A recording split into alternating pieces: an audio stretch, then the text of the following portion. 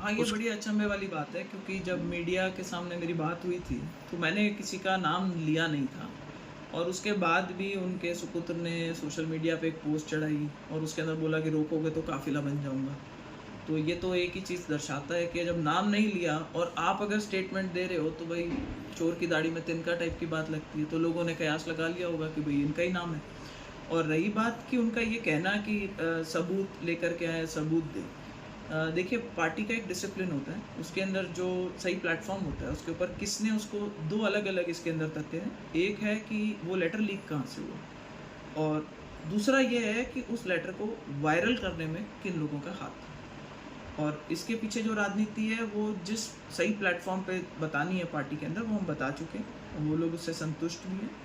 तो अगर party allow करेगी तो जो सबूत हमने उनके सामने पेश करे हैं, वो सबूत आप लोगों के सामने भी पेश कर देंगे। कल उन्होंने एक इंटरव्यू भी दिया, उसमें उन्होंने कहा सबूत मेरे पास है, किसने वायरल किया?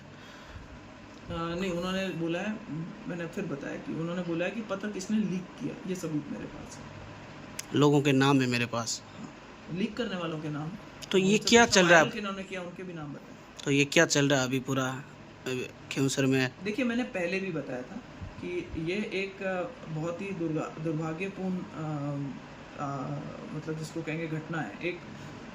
एक एमएलए है, फर्स्ट टाइम एमएलए है, जिनको उन्होंने कहा है कि भाई इनको इतना एक्सपीरियंस नहीं है। वो ठीक बात है, लेकिन अगर वो अपनी बात अगर मुख्यमंत्री के पास में मौखिक रूप से बोलना चाहे या लिखित रूप से देना चाहे, ये उनकी, वो अपने अधिकारों में कर रहे हैं जो काम कर रहे हैं। अब वो कैसे वो पोर्टल पे चढ़ गया और वहाँ से लीक हो गया, वो हो सकता है ह्यूमन एरर भी हो, ठीक है, हम उसके बारे में भी नहीं बोलेंगे। लेकिन राजनीतिक रूप से अगर आप पार्टी के एमएलए को कमज़ोर करने का प्रयास करते हैं, तो मैं समझती हूँ कि ये पार्टी के साथ में एक बहुत बड़ा धोखा होता है। तो इसमें किसी का नाम लिए बिना मैं ये कहूँगी कि भाई किन लोगों को आज की तारीख में फ़ायदा है जो रेवत डांगा जी को अगर स्थापित नहीं होने दे।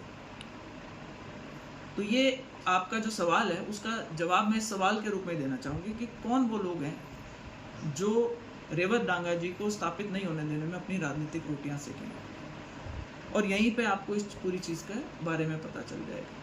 और रही बात कि जो मीडिया में उन्होंने इंटरव्यू दिया, उसमें उन्होंने 3-4 चीज़ें और भी बोली थी, जिन पे कि भाई चुनाव के अंदर नतीजे किस तरीके के रहे हैं, उनकी मानसिक स्थिति ऐसी हो सकती है। तो मेरी मानसिक स्थिति तो जो है वो जनता के सामने ही है।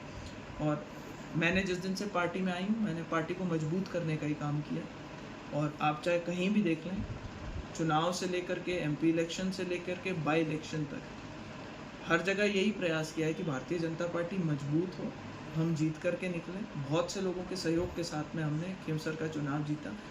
आज मंत्री जी का, कल मैं इंटरव्यू का कुछ हिस्सा सुन रही थी जिसमें वो श्रेय लेना चाह रहे थे कि भाई हम चुनाव हार रहे थे खिंवसर में, इसलिए मुझे भावुक होकर के और एक स्टेटमेंट देनी पड़ी। उस स्टेटमेंट के पीछे की जो कहानी है वो और भी ज़्यादा रोचक है, क्योंकि उससे पहले तक, जब तक वो स्टेटमेंट नहीं आया, आप देखेंगे कि गजेंद्र सिंह जी की और उनके बेटे की बहुत कम भूमिका रही थी चुनाव प्रचारों के दौरान। पार्टी के नेताओं का दबाव पड़ा, तब उन्होंने एक्टिव होकर के मदद करी।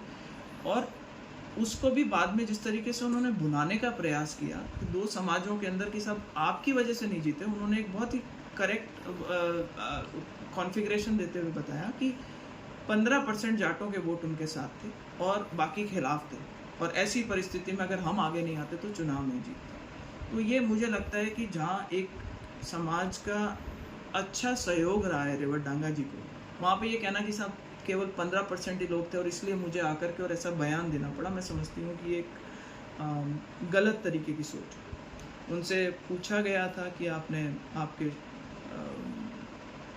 जो महकमा है उसके अंदर कई जगह भ्रष्टाचार के आरोप लग रहे हैं, तो अभी उन्होंने दाएं बाएं बैटिंग करी कि जी फाइलें जो हैं वो दिया कुमारी जी के पास भी जाती हैं, फाइलें जो हैं वो आयुष की जो हैं वो दूसरे जो हमारे उप मुख्यमंत्री उनके पास भी जाती हैं। आप डायरेक्ट सवाल का डायरेक्ट जवाब दें तो आप ज़्यादा चीज़ उचित लगती है। रही बात, एक और स्टेटमेंट आया था उनका कि मैं तो मंत्री हूँ और बड़े बड़े काम करने में लगा हूँ, छोटी छोटी चीज़ों के लिए मेरे पास समय नहीं है।